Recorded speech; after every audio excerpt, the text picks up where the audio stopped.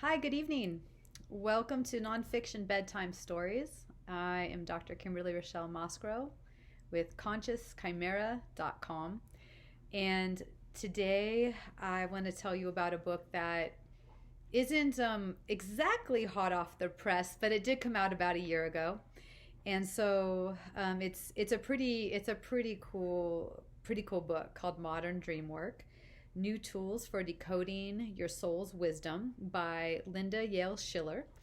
And Linda is a IASD colleague and of mine and a fellow psychotherapist. So I was really excited to see this book come out. There are I'll tell you about a few of my favorite sections, but let me just do what I like to do sometimes, which is just to give a brief overview. So contents, several chapters here, and contents range from some ancient dream history through what Linda specializes in, or one of her specialties, I should say, and that's dream work, like a Kabbalah based method of dream work. So dream work that uses the Kabbalah to help understand and make meaning and decipher the dreams.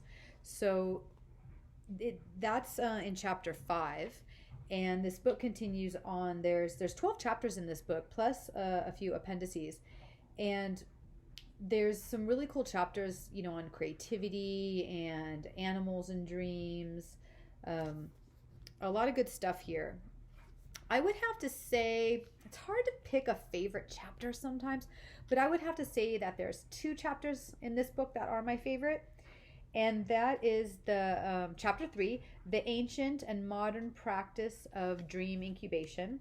That's definitely a favorite chapter of mine, and some of you do dream incubation, but some of you watching this video might not know what that is. And so I'm just going to read her opening paragraph to this chapter. So it says, dream incubation, in a nutshell, is endeavoring to dream on purpose. In ancient times, rituals that accompanied this goal often included embarking on a journey to a sacred site, bringing sacrifices to the gods, and praying for a healing or revealing dream. In modern times, we might be more apt to take a long hot shower, light a candle, meditate, and write down the question we are hoping to get an answer to. We then go to sleep hoping to have a dream that clearly answers this question. So if this practice of dream incubation is new for you, or maybe you just want to read a fresh take on it, I suggest getting this book, Linda Yale Schiller's book, Modern Dreamwork. And yeah, that's one of my favorite chapters. Another chapter that I really, really like is chapter 9, which is titled The Animals and the People in Our Dreams. And if you know me well, you know that certain animals appear in my dreams regularly, and these are very, very important to me, very special to me.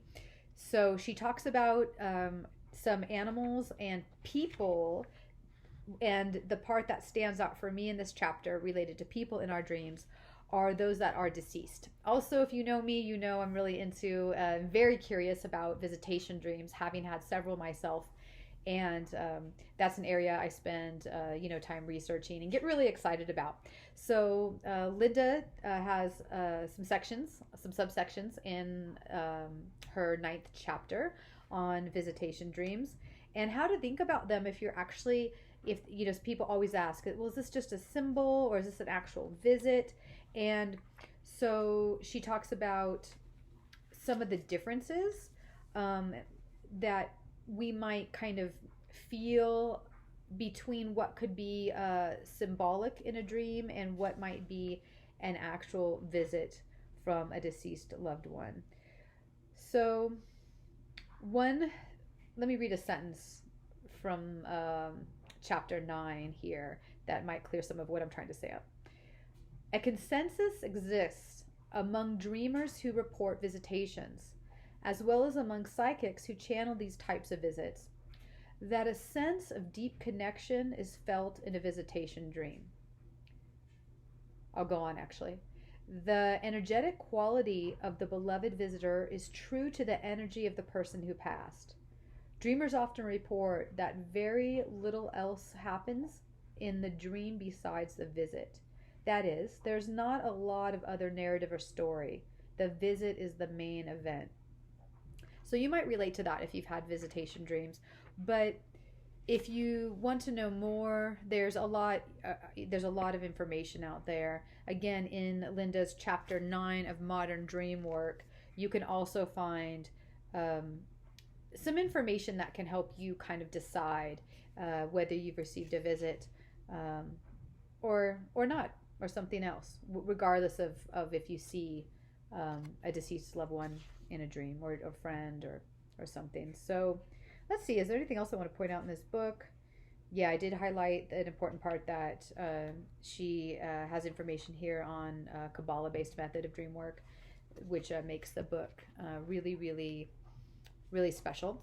Another thing that I think makes this book special is that there's exercises throughout. So I want to say, I think it's every chapter, if not almost every chapter, has a exercise.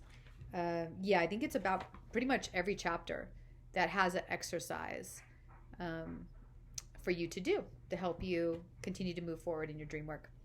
Okay, that's all for now. I'll see you next time. And here we are, the end of winter. I hope you're staying warm. I'm trying to. Looking forward to spring as it's coming up. But have a good night. Dream well, sleep well, stay warm. All right, until next time. Bye-bye.